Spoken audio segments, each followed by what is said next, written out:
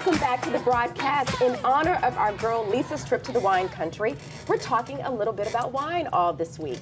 Joining us now is Dr. Bradley Jones from Baylor Medical Center in Irving to shed some light on the benefits of wine.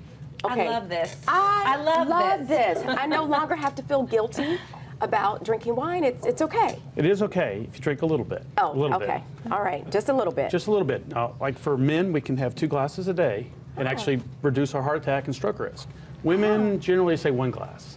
Does it make a difference what kind of wine you're having? It probably does is the answer. It seems like the heartier red wines, something in the peel about the red grapes helps the reduction in heart attack and stroke. So the heartier, like the Zinfandels or a Cab, are going to tend to have more of that good stuff for your heart than, say, a white wine or a sweet white wine. Right. Okay. So what about women? Like, what benefit does it have for us? Well, same as men. Yeah, heart attack and stroke. Okay. So like 1 glass a night. Okay, so we get 1, they get 2. We get 2, you get 1. Sorry. Really seem this fair. does not seem fair already. Doesn't seem right.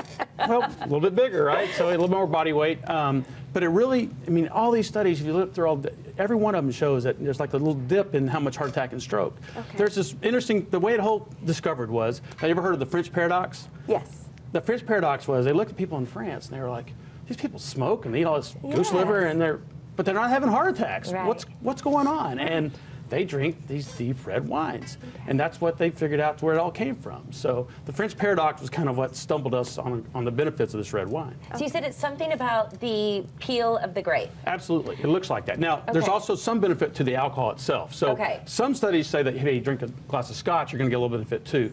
So some of it's the alcohol itself. And then some of it, maybe a little extra oomph, is the stuff from the red grape, the peel. The longer the peel's in contact with the wine, obviously the darker the wine. So that's really where you get the benefit. Now, sorry, Pat, after 1 glass or 2, does it become harmful? It does. Okay. Yeah, so you drop your heart attack risk and stroke risk if you have 1 or 2, and then you start going up, and here comes your risk. And also, by the way, if you say 1 a night, but if you don't drink any and you drink 6 all at once, that's bad too. Okay, so you can't have it all up on Friday. Right. It can't be a binge. It's got to be like paced out. It's got to be paced out. Okay. Even kill. Okay. To get the benefit. So if you know that whole 6 glasses on Friday night, it's not good for you. It doesn't work. So I'm going to put Kim on the spot here because I know when I was expecting, you know, every now and then you want a glass of wine, and you had some people saying, "Oh, it is fine, go ahead and have it," and then others saying, "No, absolutely not." What is your take on women who are expecting drinking wine?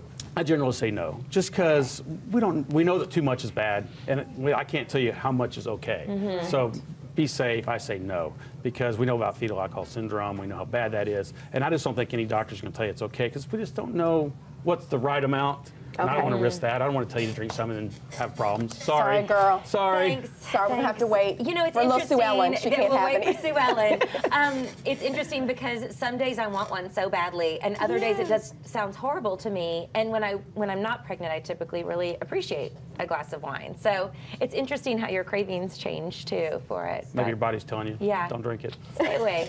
So let's talk about the ones that you're saying that are really good for you. And let's talk about each of those, because you mentioned to us what Chardonnays are great. No, I'm sorry, not Chardonnays. No, I'm sorry, that's the best. Cabs are great. and red Zinfandels. Got it. Okay. The darker, and there are some other ones if you read that only the French seem to drink that are really, you know, strong, dark red. A lot of the peel content, you know, a long time. So strong that we probably don't drink them much here in the United States. Is there a difference between a French grape and a Napa grape, for example? Probably not. I did read that the northern climates tend to have better grapes as far as they're going to have more of that the good ingredients from the peel. So like Oregon has good grapes. Okay. So your Pinots from Oregon aren't so bad. They're going to have a lot of good tannins from the.